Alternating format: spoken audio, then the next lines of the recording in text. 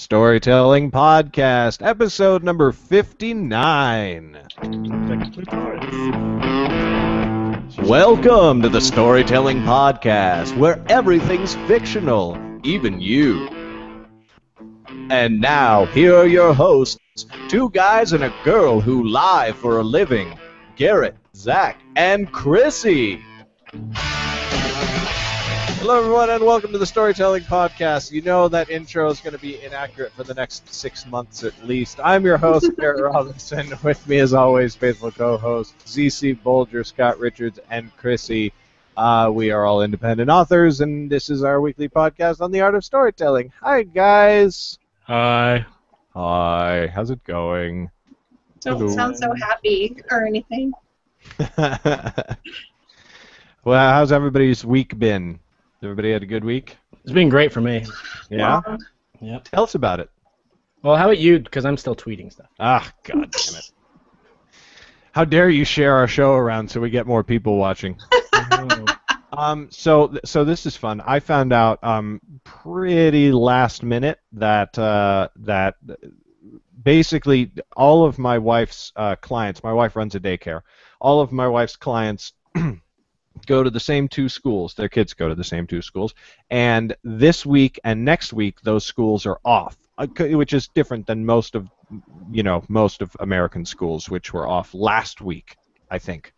And so whenever that happens, she gets like an influx of kids because all of the kids in her daycare, their older siblings come in, and it's kids anywhere from a year and a half to 6 years old. And this week she's got 16 kids, so of course she always hires somebody to help out because one person can't even legally take care of 16 kids, much less physically be able to withstand that much punishment. The person that she hires normally and had hired to do the thing got like a really awesome work opportunity and had to bail out. So guess who her assistant is? Crazy. Yes, it's Chrissy. Yeah. It's Chrissy. Well done, Scott. I didn't think anybody was going to get that. I didn't. That commute from Seattle. Well, Every day, worth it. too. My every God. day. Oh yeah. So I'm not completely freaked out about how I'm going to do everything at all. I was up till 5:30 last night finishing Nightblade episode 7, but it's up. You can go get Nightblade episode 7 on pre-order from me and from Amazon, so that's good. What weren't you doing? What? So what weren't you doing? Yeah, everything. Oh, No, are you there's one referring thing. specifically? Yeah. Yeah. I will get to Ninja Bread Man, I swear to God. How about you, Scott? What's up? Hey everybody. I'm doing good. I'm doing a lot of review of my old material in prep for writing the new stuff. I have to get my head back into the world, as it were. And I just came from the TBR podcast, the TB Red. And Oh, did they have you on? there. Yeah, they had me on just for this one. What were they thinking? I don't know. What, oh shit, I don't remember what I was going to say.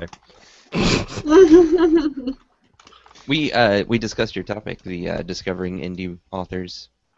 Oh, good. I really need to go watch that then. I even had them bookmarked, and I was downstairs, and like my phone was like, "Oh, the TBR podcast is happening." I was like, "Well, fantastic." I'm not going to be there. Looks God like damn me it. and Zach are gonna have a lot in common. Whoop whoop. What's that? Me and Zach, a lot in common. Being ignored by the great. All right. While I'm honored that we have been able to create a running topic of people that Garrett is ignoring, I'm not ignoring anybody.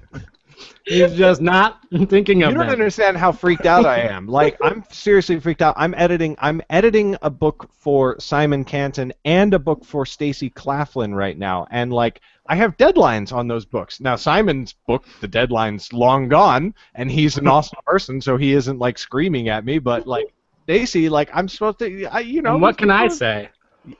Well, you can say that we're like creative partners collaborating together, and you aren't hiring me to do a job. It's a very different No, relationship. that's what I'm saying. That's what I'm saying. I can't say anything. It's not like Oh, I'm like, yeah. Eric, God damn it. Yeah, exactly. That's the thing. Cassie Bazis, sorry, Bad Cassie, chimed in and said, "Good evening, everyone." Good And evening. Kevin Michael said, "I thought this episode was going to be about Werebear Shifter threesome romances. Damn, disappointed again." It's coming up. It's coming up. Who did somebody tell him about next week's episode? Because that's the topic next week. That's funny. I didn't realize it was a secret. Sorry, my bad. We actually are going to, at some point soon, be doing the Riddle Master book breakdown. Zach, how's that book going? I am through the first chapter. Oh, wow. I know. Hey, actually, I just want to say, well done, Zach. Thank you. Thank you very much. Through We the haven't first even chapter, told Scott about this. Yeah, Scott, we need to get you in on that. I've been making notes, and I think it's going to be a great show. Are you generally liking it or generally not? I'm not a fan of epic fantasy, though I'm a writer of it. And this is like hardcore epic fantasy. Oh, We'll go yeah. over it when we do this. All right, yeah. Okay, that's good. Yeah. So Scott, we've been talking for a while about doing a breakdown of one of my favorite fantasy books because we've done breakdowns episodes, as I'm sure you probably Yeah, didn't get. I've seen a couple of those. I was going to make a joke about how you didn't actually watch the podcast before being brought on. Thanks for. Those were the only episodes I've seen. But yeah, so the current book that we're working on is Riddle Master, and then because you are the new guy, you get to pick a book for us to read and break down. God damn it. Oh, yeah. Just don't pick the second freaking Maze Runner book, and we'll all be very happy. Although that would be kind of funny. It would, just for the sheer I have amount all of hate. I have all major rooms back here. Do you really? Yeah, I needed something to fill up my bookshelf. Oh God. Patrick chimed in, said, "Evening all." Hi, Patrick. How's it going? I need to change. I need to do some more reorg on my room because I feel very weird not having bookshelves behind me and having big boxes of packing materials instead. It's very out of place. I agree. I'm ready for my update, by the way. Your update? What update? My close-up. I'm ready for my close-up. I don't understand. I'm going to give you my update for the week.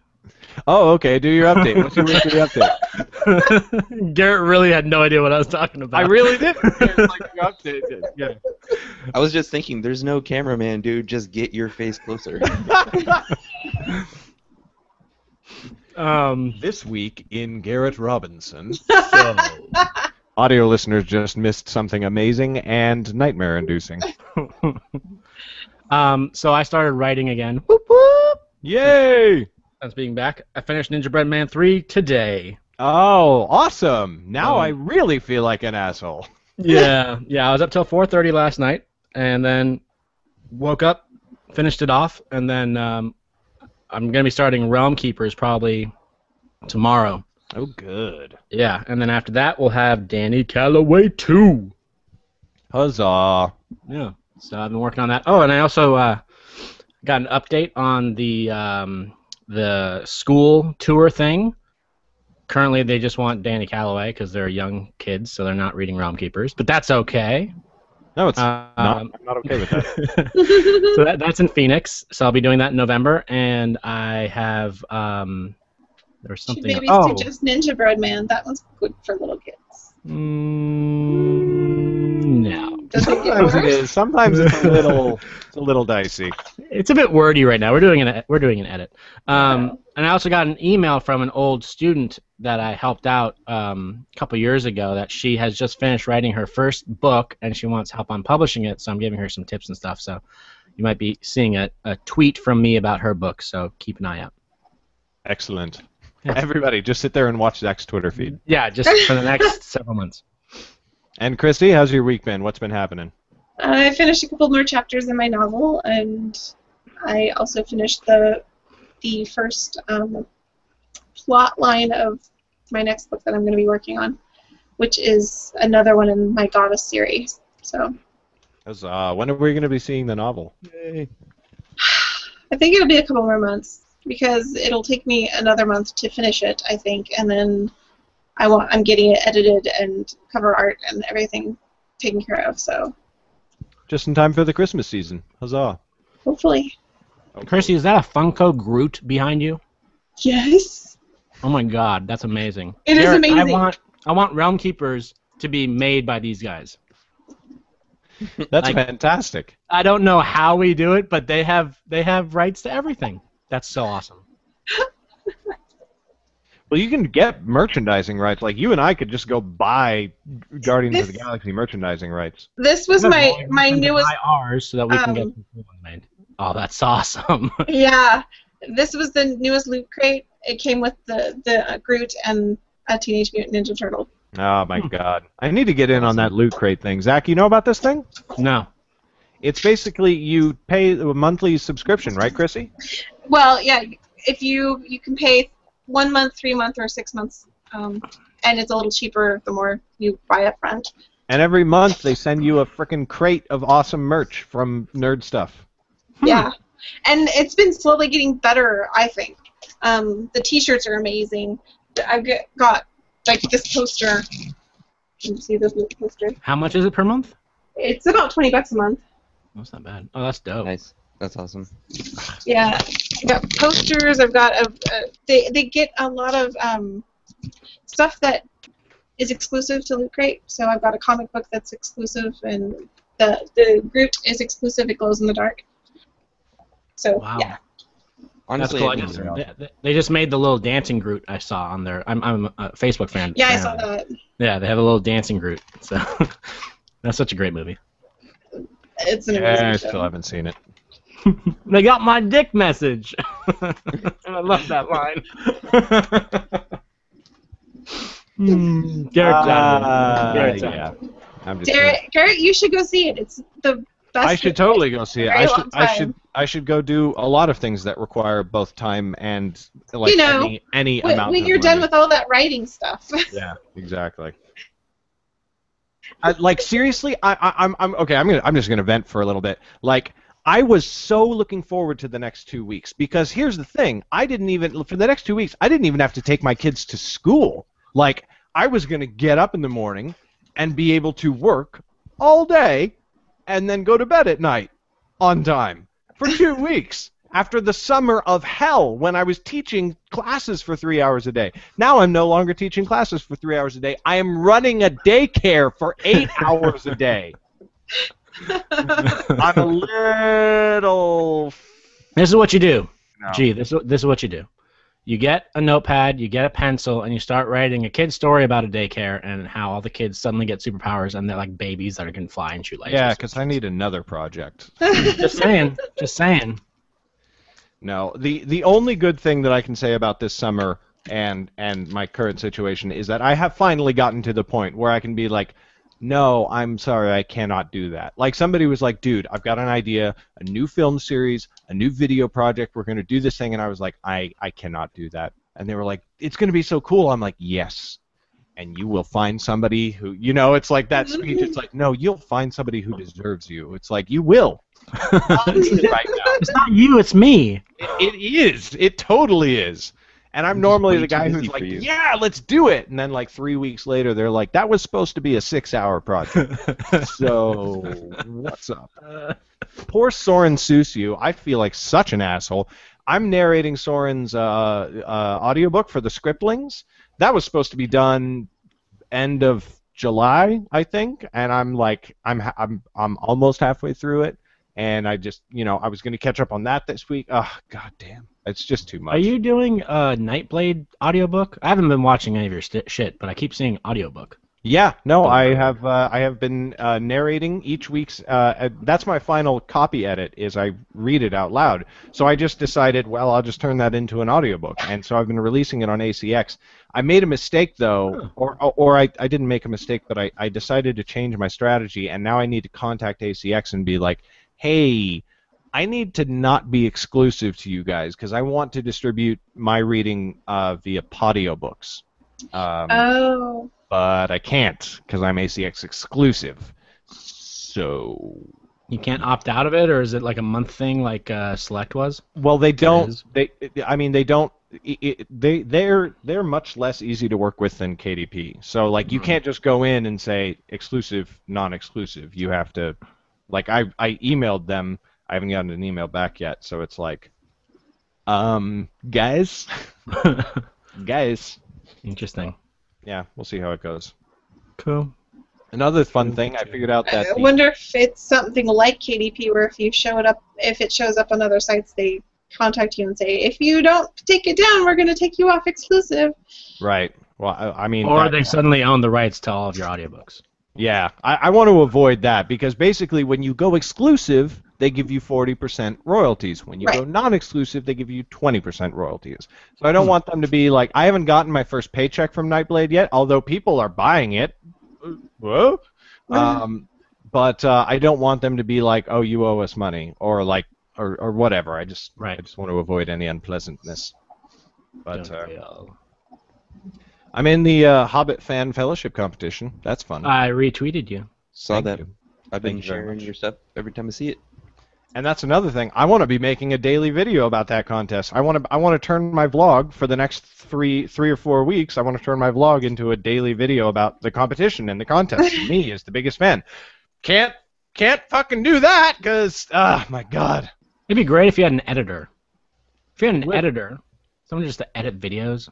Edit books. Edit my books, dude. That If I am so looking forward to the day when I am hiring an editor. And I'm also hiring like a developmental editor and a cover artist. Like, Yeah. I have finally gotten to a point where I'm almost happy with the cover of the second Nightblade, and the third one, I have no idea what I'm going to do.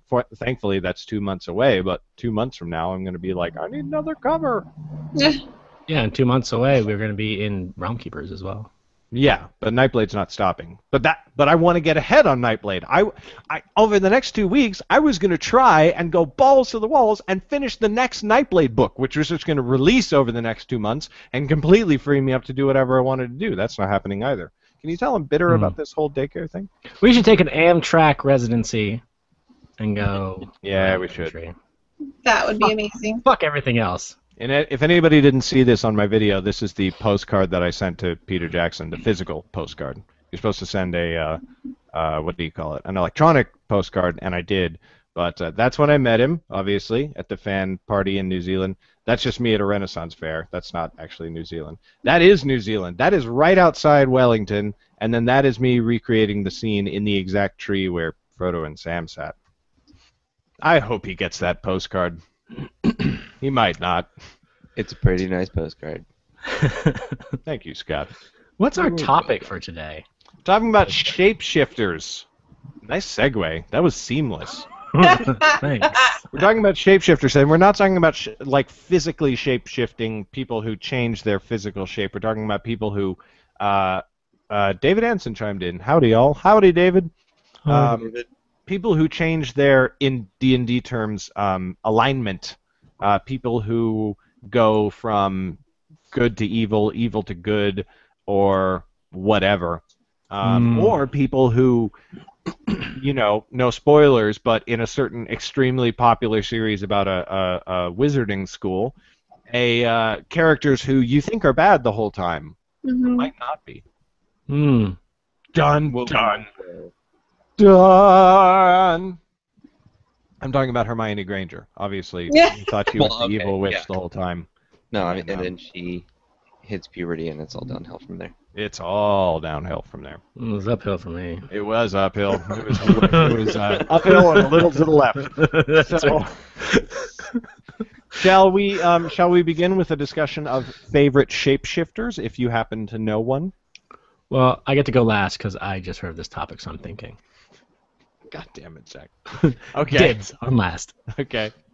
Anybody else? I can say the one that you probably were going to say anyway.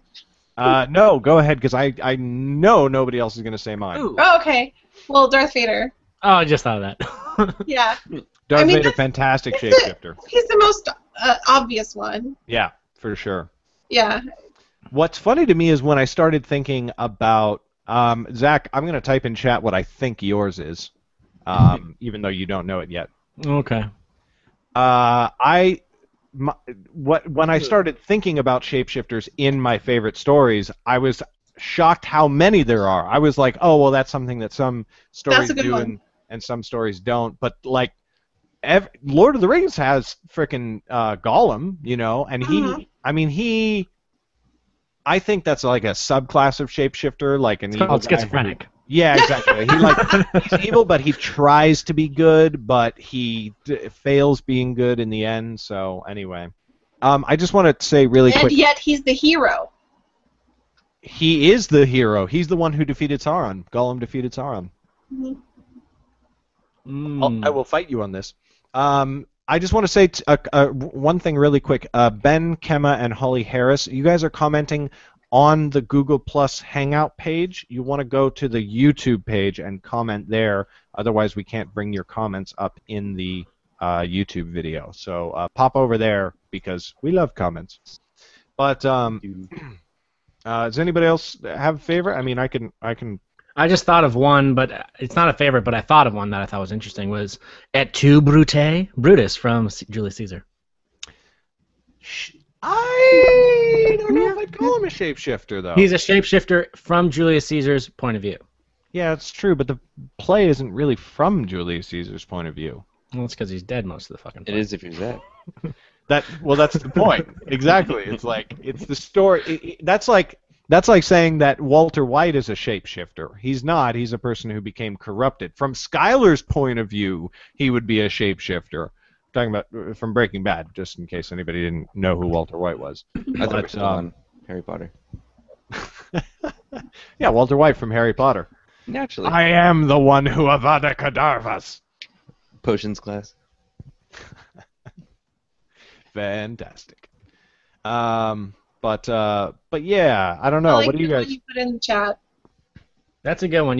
I mean, you can say that one. Well, but he's not my favorite, thinking. but Prince Zuko from Avatar: The Last Airbender is a fantastic because that is a true evolution. That's not just somebody who like Darth Vader really just has like his change of heart, and then he's like, no, fuck it, I'm gonna save my son. Whereas like Zuko is like, I'm going to catch and kill I'm gonna catch the Avatar, I'm gonna catch the Avatar, I'm gonna catch the Avatar, and then over a long and really tortuous process, like Zuko goes through some shit, man. I really think. What I about? think his sister goes through a similar shift, only the opposite. She becomes crazier as the series goes on until the end, where she's completely batshit lost her mind. Yeah. Oh, that last scene is so sad. I thought of Yeah. one. Yeah, go ahead, Zach.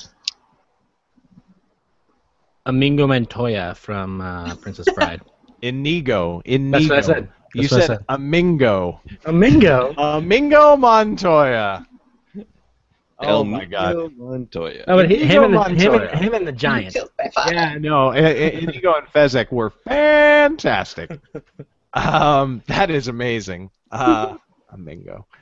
So that's a good shapeshift, and that's Ringo. I see that as more like a realistic and pragmatic shapeshift where they're like, oh, we're doing this thing because we're mercenaries and we're killing this guy. You know, no offense, we just have to kill you. And then they're like, they come back to like their actual moral center and they're like, no, this guy he's a good guy and I respect him. And you know what? I'm gonna help him. I like that. Useful. Now, all of these have been going from bad to good. One that I always liked that goes from good to bad was the original Hal Jordan back in the comic books. Did he really? I didn't read the original comic books. Back in the original comic books, he loses his crap. Since we're trying to keep this a clean show, Haha. Haha. Try. his hometown of Coast City is like demolished, and he goes into this whole remorse thing, and he uses his ring to recreate the city to like help ease his pain. And the council's like, you can't use your ring that way. That's doing it wrong. You know, this is for personal gain and everything. And he just goes and just goes nuts. Kills all of the other ring bearers, like collects their rings, goes back to Oa, like absorbs all of the power of the battery, and he becomes Parallax and just goes on this rampage. And it's this whole thing about them having to like Why Or didn't taken. we see this movie? I know, right? Okay, another comic book hero who went from good to bad, sort of, is when Batman's back was broken by Bane, and what's his name, Jean Paul, wasn't it? Took over for him for a while. Don't know. Not a Batman Who's fan. God damn it, now I gotta Google it. Anyway, somebody took over for Batman. Oh, a whole bunch of comments came in at once. Um, Somebody took over for Batman, and he went berserk. He just started killing people, like, left, right, and center. And Robin's there like, whoa, no, no, no, no, no. And then when Bruce Wayne finally got better, he came back and he had to defeat the new Batman, who by that time had gotten like a fully power armored suit with like blades and guns, and yeah, it was just woo nuts. Steve Valentino said, oh, Ben Kema said, did I make it I switched from G Plus to YouTube? Yes, you did, Ben. Welcome. Fantastic. Good job. Quotidian Light said, I'm totally adding uphill and a little to the left to my quote blog. And she also said, I don't have TV, so I always appreciate you explaining who folks are. Good. Lewis Two from, others, really fast. Yeah, well, Lewis from Interview with the Vampire. That's a good one. Wait, which one was Lewis? Lewis was the main character. Played by Brad Pitt?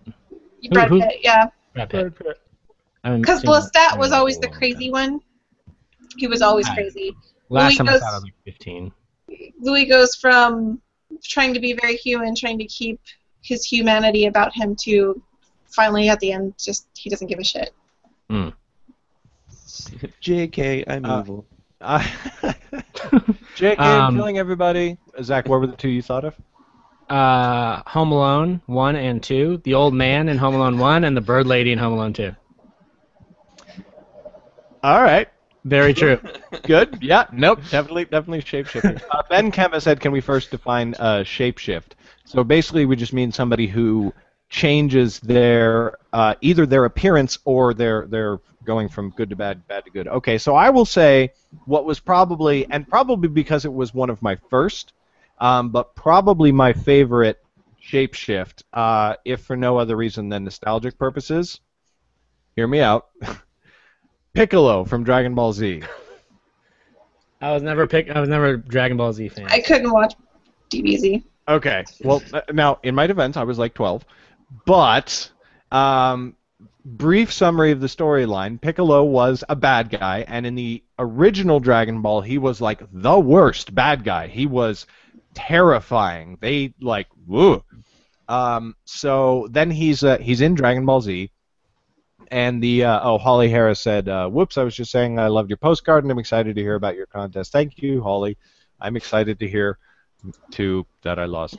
But so the Super Saiyans, like, come to Earth or whatever, and Goku goes and finds Piccolo, and he's like, hey, so Saiyans are coming, and they're literally going to destroy the entire planet. And Piccolo's like, okay, so I'll stop them. And Goku's like, no. I like these guys, like, we need to fight them together. So they do, and they fight together, but Piccolo's still very much like, I'm going to conquer Earth and whatnot. But in the fight, I'm not even worrying about spoilers, because if you go back and watch Dragon Ball Z now, I'm not like okay. In the fight, Goku sacrifices himself via Piccolo. In other words, Piccolo, he holds the bad guy and says, Piccolo, kill us, like, basically. So Piccolo does, and he kills the two of them. But in the fight, Goku's son was there, and he displayed this, like, awesome, amazing power. So they find out that more bad guys are coming to the planet, and since Goku is dead now and has to, like, fight his way back from heaven, it's an anime, so it gets really fucking complicated. But Piccolo grabs Goku's son and goes and raises him for 3 years and trains him to become an amazing, amazing, awesome fighter, and he eventually becomes the most powerful fighter on Earth. But over the course of that time, Goku's son humanizes Piccolo and makes him basically totally love Gohan like his own son, and so everything he does for the rest of the series is good, not for the sake of humanity, but for the sake of Gohan, which is so Japanese and anime, and I just love it. It's so good. Cool story, Hansel. Yeah, thank you. Um, TFO. I was just looking at a list of 30 movie baddies who turned good, and number one is T-Rex from Jurassic Park What?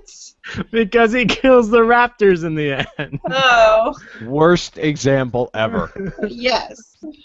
I think my favorite thing about Jurassic Park was the fact that the T-Rex could sneak into the building at the end and nobody knew it was there. Yeah. Totally. And I Hey, was like, shout out to the guy who played the old man. He just died. Yeah.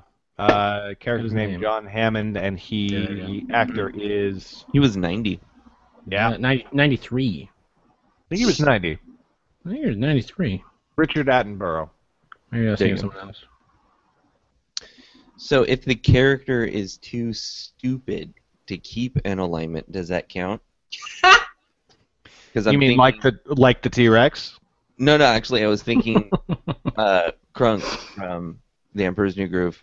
Oh. Squeak, squeak, squeak, squeak, squeakums. No, I see that. I see that as like the Princess Bride thing, where it's like he's just working for her because it's a job, but then Right. then he's like, oh wait, no, morality and ethics. I like that. I would hesitate to say Krunk has morality and ethics. I think he just likes his pink puffs. Yeah, maybe. Anybody that lets him cook is good on his list, I think. That's an awesome shapeshifter, though. What do you guys think about characters where the audience knows they're a shapeshifter, but the characters don't? And I'm thinking of Like Brutus from like Caesar or something. exactly. Where like like going back to that, or Scar from The Lion King. Yeah, or Norman Bates Yeah, from Psycho. yeah, exactly. Where we know as the audience that they are bad, but like, or good. Like for example, God, do we really have to worry about Harry Potter spoilers still? Actually, Norman Bates is the I first would say one this. because we No, thought that because his mom was killing everybody. the only person who cares about Harry Potter is Dave. is Dave. And he doesn't He's not listen to gonna our watch show this. anymore. Yeah, I don't think he's an audience He member doesn't care. anymore. So you can bring up the guy you're talking about because we've all gone to. Okay, spoiler alert for Harry Potter.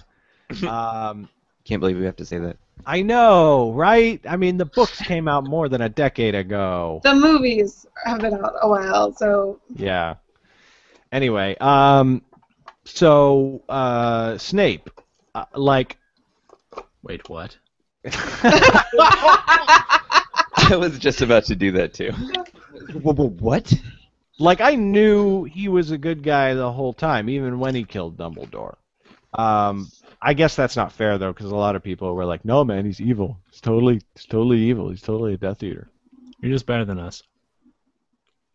No, I mean... it was really obvious though, and in your face that yes, he's a Death Eater. Yes, he's a bad guy. And the other ones you kind of had to guess for a little bit, but no, it was kind of over the top. Yes, he is. Therefore, he probably isn't. Oh. Right. Oh my God. What? Something I can't say. Only you know, Garrett, is the one that's in my book, in Danny Calloway. Oh, man, that's going to mind rack people. Oof, rack! Battlestar Galactica, best shapeshifters ever. All of them? Ever. Basically everyone. Yeah, Essentially everyone. that was really good. Oh, I really Zach, liked if it, you Zach. keep chewing into the phone, I will fly to Miami, and I will throw the phone out the window. I'm not on a phone. I said if you chew into the microphone. Oh, I heard phone.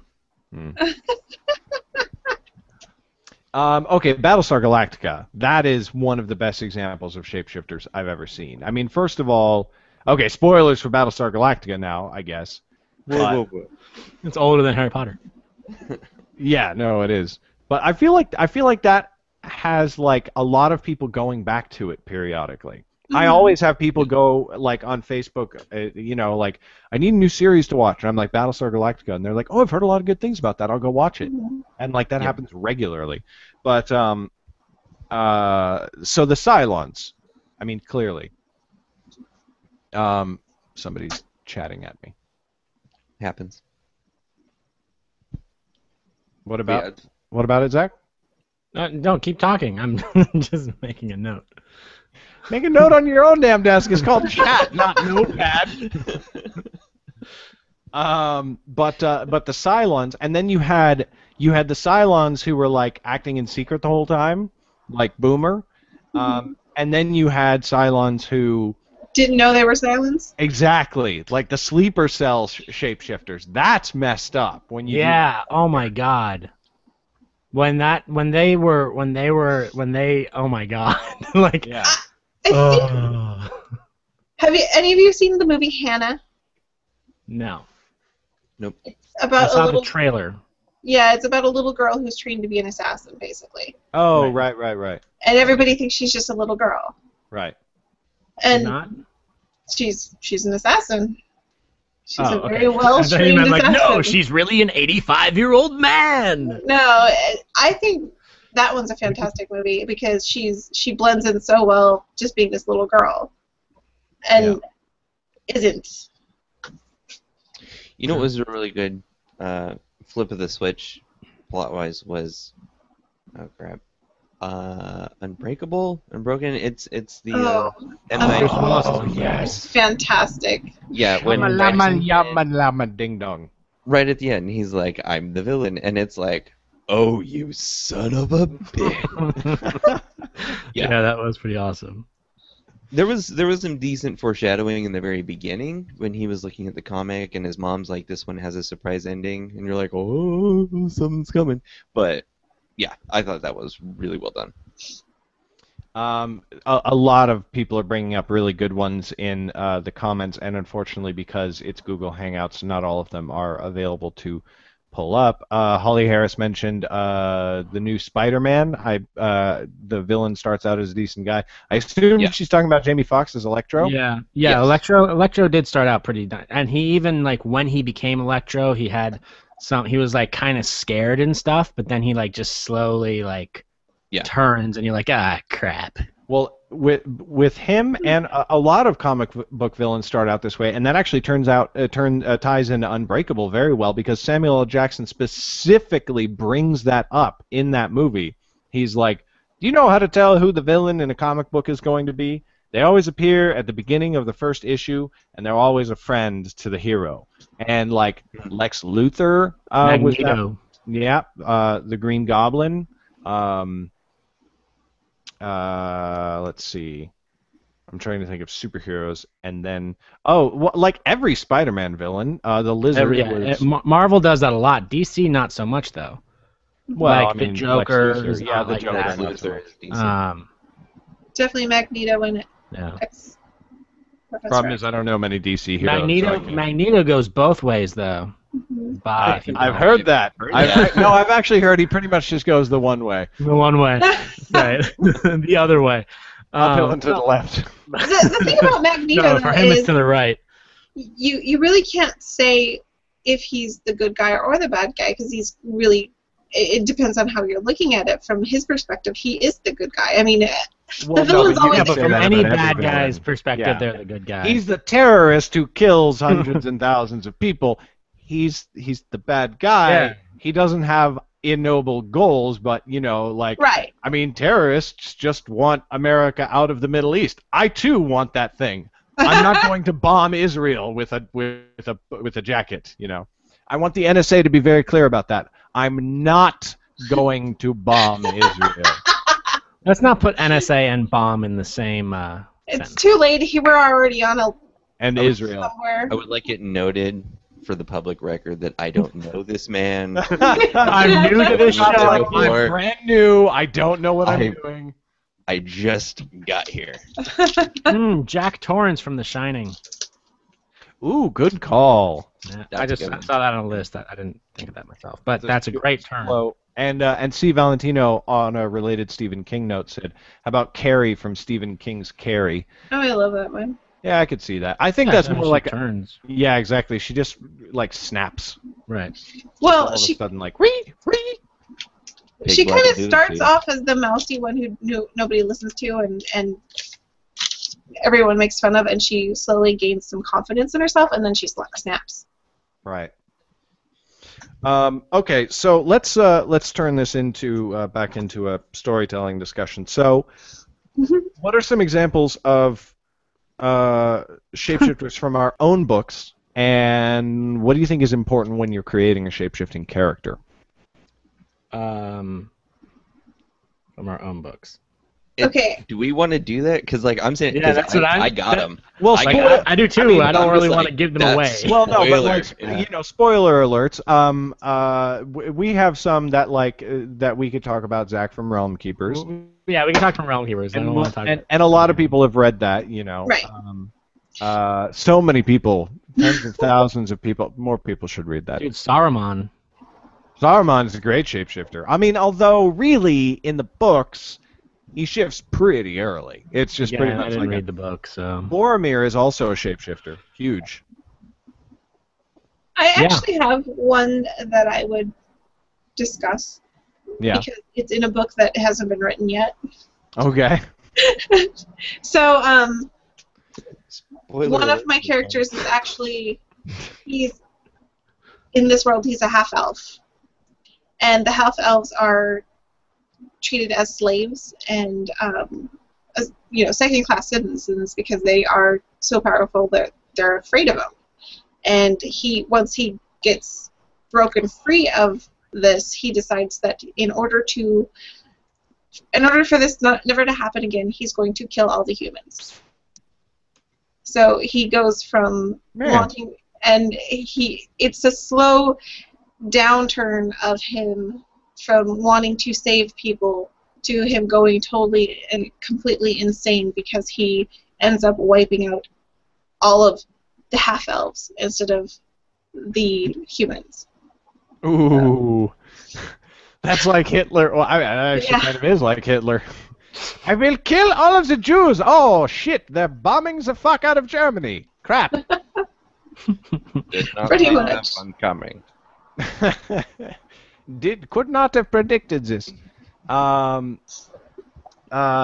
Zach said another one in chat. Zach, you don't have to put it in chat. You can just say. Well, it. I put it in chat because she was talking. Didn't want to interrupt her. Do you have You like a didn't wanna pen interrupt at me. your desk or anything? Like anything you can write with? I was writing it so that you guys could see it, and you guys goes, "Oh yeah, that's awesome." That one was for you. I also would have had that. Anyway, what Zach said was Phoenix. Phoenix is another excellent example. But we're gonna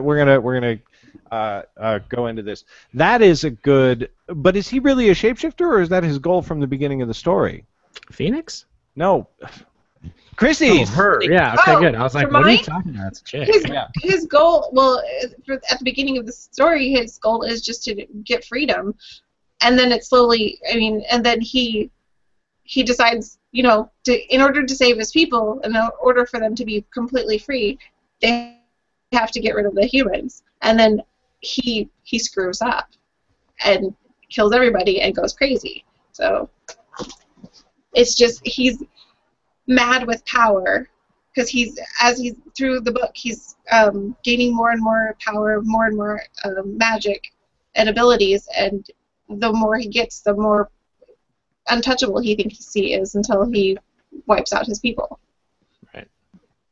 That's pretty awesome, and I like that. I like that idea of becoming so. The character who starts out with good intentions and then goes power mad and turns it into a very, very bad thing for his whole, what do you call it? That was a very eloquent sentence. You can tell I'm a writer. I word things. You are words. I am make words. You do words for a living. I'm just as eloquent. Going off of 3 hours of sleep does that to you. Yeah. No, I'm not. Oh, God, so hard to live these days. Not in that way. It's not. Everybody. And again. Totally cool. But it's just a lot of things going on. So that's a good example. Zach, do we want to talk about I was thinking of the female. the female? The Honestly, one. all One. of your See, characters. this is an excellent example of when to use chat. What are you talking about? This is when you No, use no, I chat. think this should be discussed in Yes. public. Yes, Yes, exactly. the female. Okay. Oh, Okay, so in Realm Keepers, you can go, Garrett. Go for it. Yeah. In the first Realm Keepers book, Mid-Realm, which you should absolutely go and buy if you do not already own it, there is a queen, and the queen is the queen of the kingdom that the kids are in when they first arrive to Mid-Realm. And the king is like this cool dude, and he's like, oh, I really like the Realm Keepers. And the queen is like, y'all MFers be crazy. And Word. and she dislikes them, but she's still the queen. She's still like, she's ruling her subjects, and she's doing this, that, and the other thing. She seems to like Tess. Yeah, she seems to like Tess a lot. But then she turns out to be bad. And I won't go heavy spoiler, but she inadvertently causes like a lot of bad things to happen. A lot of death and destruction. And it's yeah, that's a good word because for it. it's because of things that she's been doing for a long time, which will be revealed in more detail in later books, which I'm actually very, very excited about. Her storyline is going to be one of my favorites to explore, so to speak. I was thinking that of the Mid-Realm book, all of your characters go through kind of a change, especially the basketball player. But there's Miles, the runner. there is a difference between growth of a character and a shapeshift. Right. You know, like I think that it's difficult, not impossible, but difficult for your main character to go through a shapeshift. And 6 shapeshifters would be like, I don't know. Like, that's one of the things that annoys me about the X-Men, is that you've just constantly got people like, I don't want to do it anymore. Sorry, this is in the Ultimate X-Men. The regular X-Men didn't have this problem so much. But in Ultimate X-Men, it's like every other fucking issue, Wolverine's like, no, I'm not doing this anymore. Or Jean Grey walks out. Or Cyclops. Or Colossus. You know, and it's just like, okay, you've played out the storyline of I quit, I come back with every character, and now you're doing them all again. Like, they actually did. It got very, very, very irritating, and I stopped reading the series. So there is a difference between personal growth and an actual shift. You know what I mean? Yeah, and there's a good example actually in Realm Keepers, which was with Kurt, who's the guy that Sarah likes. I don't know if we put it in the book, but originally we were actually going to have, like, after they go on a date and stuff, because you really like Kurt. He's a cool guy. Yeah. And after they go on a date, he's spreading rumors around the school like that they hooked up and all this stuff. And that was the original idea. I don't know if I can't remember if we went in that direction, but that would be a major shape shift. Well, no, the rumors started going around the school, but we were gonna have it be revealed later that he was actually the one who started them all around and everything. Yeah, yeah. So he goes from a nice guy to being, oh, he's really just a douche. Yeah, exactly. Yeah. That's that's one example, and then we have a major part of the prophecy is everybody pays attention to, oh, somebody's going to die, but a major part of the prophecy is that somebody's going to turn on the rest of them. Right. So that's going to be an interesting example of shapeshifting. What's going to happen? What's going to happen? Nobody knows. Holly Harris, Scott, says one for you. Scott's character in the Shroud books can't say any more or risk spoilers, but he'll agree with me. That, yes, very much so. Well, you read the first one, right, Chrissy? We haven't finished the second one? I've gotten partway through the second one. Now I'm halfway through the first one, and now I'm like, wait, which goddamn it, which one? We can't even discuss it because Garrett's reading it. I'm still on Riddle Masters, so. So there's one. You're still on Riddle Masters. Well, you're just gonna have to catch up, Zach. Sad face sticker. Yeah. So there's the one in book 1, and then there's one at the end of book 2, which Double trouble. Double trouble. No, yeah. I would say that there's kind of 2 in book 1. Double Dragon. Double Dragon. Magic Tiger, Hidden Dragon. Tell you what, are we talking spoiler alerts at this point? No, we're not going to spoil If it. you want to, it's up to you. It's your book. I can like take my I'm gonna headphones go. off until you guys wave at the screen. Yeah. Yeah. And Okay. everybody else listening. And All right, I go would for take- it. I'm gonna. Go I'm for gonna- it. I Take think mine off, everybody too. should just read it. My headphones out. All right, all right. Well, you can just Wait. and Garrett You just waved. left. You waved back at the screen already. Yeah, no, I guess we'll wait. We'll Okay. wait, and people can just read it. But there is one that takes place in the first book. I'm not exactly sure. Chrissy, you'll have to mention I'll text it in the to you. text. Yeah, which when you No, think not of in the chat. other one, Not in chat. or just in our own chat. But in the second one, I will say without spoiling anything, or at least trying to, there is a pretty major one right at the end of the second book, and that's actually what the third book is about, Survivors. So Nice. it's, yeah, and then that carries through. It's basically the whole Dorlichi's Shroud series is just this whole manipulation game that nobody knows is happening, Mhm. and it's just the way it all plays out, and that's a lot of fun. And man, I really do want to talk about it. I can't, and I don't want to. On the other hand, it's like I don't want to ruin it for anybody, but And it's fun. honestly, the best part about Scott's books is the mystery. You start reading it and you're like, what's going on? What's going on? I need to finish reading this because I need to know what's going on. What I like about Scott's books is he's building a mystery, and Right. he's choosing so carefully, building a mystery. Mhm. Yeah, I know where you're going with this, by the way. He knows where I'm going with this. All right, I Scott know got what it. you're doing. As long I'm as just- somebody got it. I'm waiting for you. It's like, It were just got really weird. you gonna go into like an actual melody, or were you just No, gonna I keep was just spoken gonna word? keep going. What I I was like gonna about wait. Scott's- I was gonna Alright. wait for somebody else to pick it up. Are the what, Zach? The covers. The covers? Well, that's Kick-ass covers there. Kick-ass They're awesome kick-ass, yeah. they're Yeah. definitely most excellent covers. That's the most I've seen of them. So. You're welcome. That's all Zach knows about them. And I'm So- glad I've blessed your life with the covers of my books. You get to keep that. But Also, Chrissy, you're not wrong. See? all right. Okay. Cool. So what's important when you're creating a shapeshifter? I mean, obviously, well, not obviously. Sometimes you want to keep the audience in the dark. Sometimes you don't. Right. So Sometimes you It don't depends know on the that, shapeshifter. sometimes when you're writing, you don't know that they're a shapeshifter until you get to that point, and you're like, oh, well, that's, that's kind of, that makes sense. right. I Sometimes. always know. I always know. You knew from the first outline of Danny Calloway that was going to happen.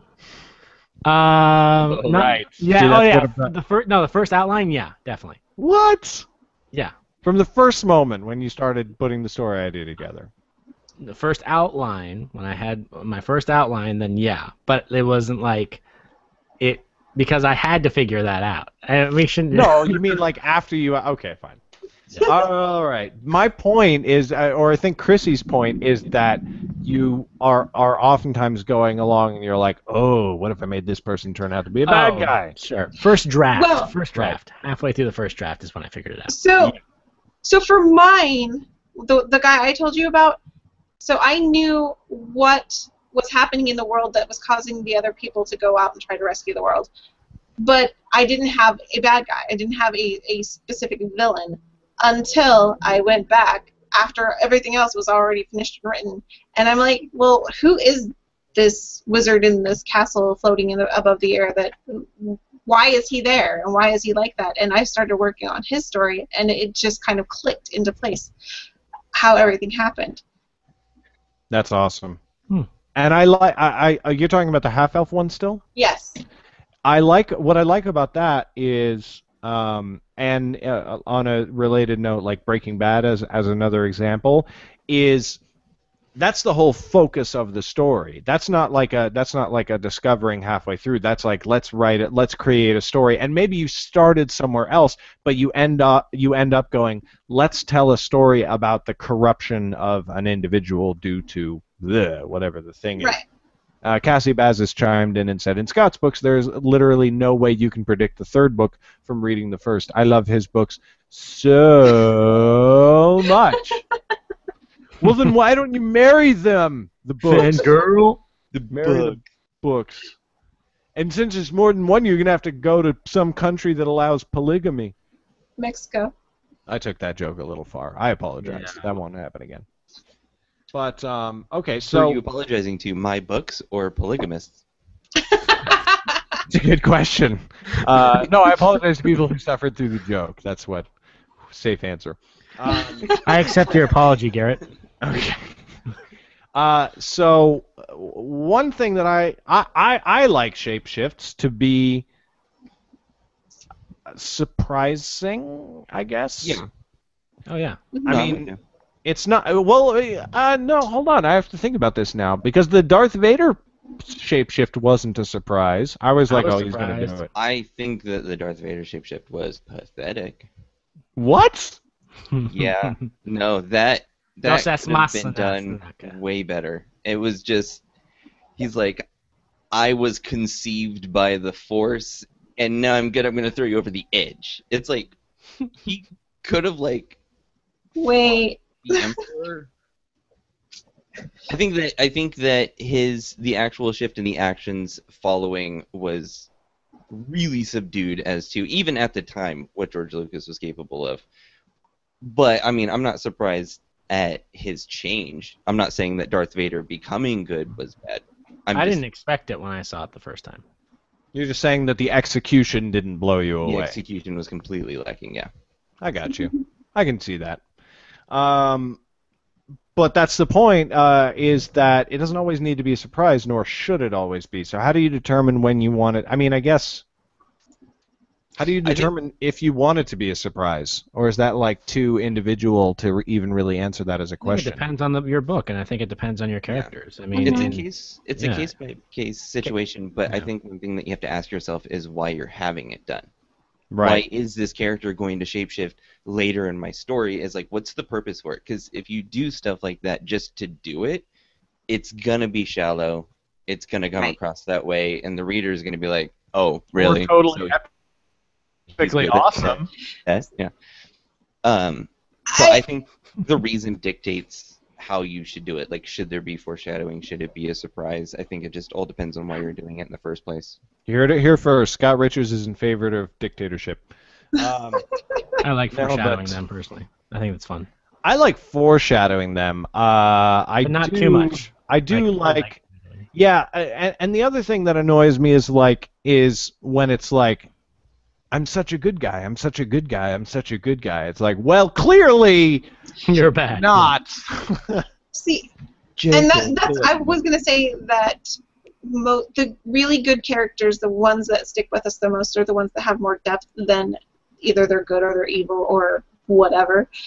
Right. You need to have more layers, and if you go back far enough, there's a reason why your evil guy is evil. If you go back far enough, there's a reason your good guy might stumble and fall and do something not well received.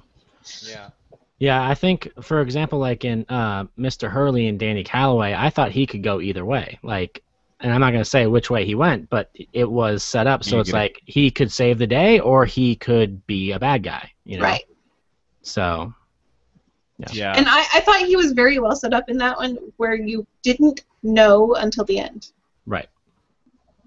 Yeah.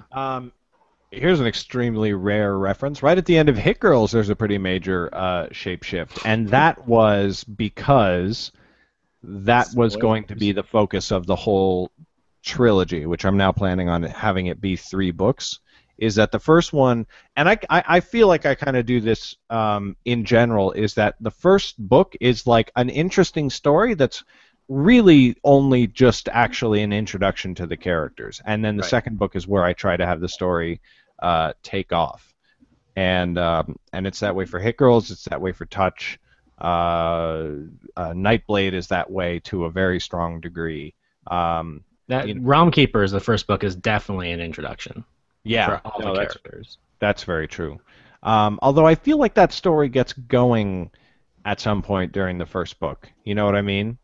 Like we No. always keep it interesting, but I feel like things Right. really start moving. But then, yeah, like, and a See, lot I of feel people, you're a so lot of people, you're introduced into each character with each section of the book, and then when you get into Wormspire, you know these characters, and you go, okay, he's gonna react to this way, he's gonna react to this way, where you didn't totally know that until you actually got through the first 6 episodes of Realm Keepers. yeah, that's a good point. That's a good point. Maybe like the first 6 episodes of Midrealm were like a really introduction, and then the Yeah. finale's so 60,000 words. epic. So. Yeah.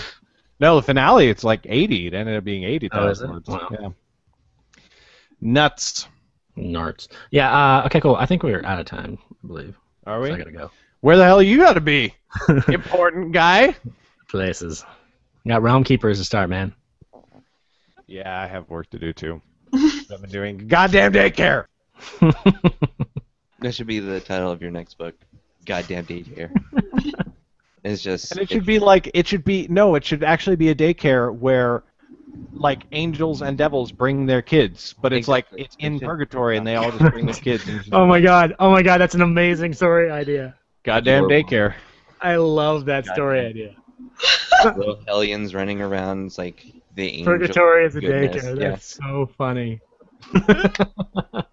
Oh, fantastic. Do 500 could words have- on Ninja Bread Man 2 tonight, Garrett. No, I won't. Just I'm sorry. I'm just gonna say no. I'm not gonna do that tonight. I'm sorry. See, he's getting better at it. He can I say no am. now. I can say no, and I can also not give you a bullshit timeline.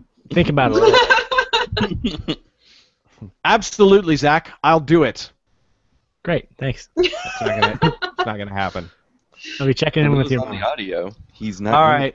A quick reminder before we end off for the night: if you are a watcher of the YouTube channel or an audio listener, please do go pop over to iTunes and give us a rating and a review. It helps us very, very much get discovered as a podcast, et cetera, et cetera.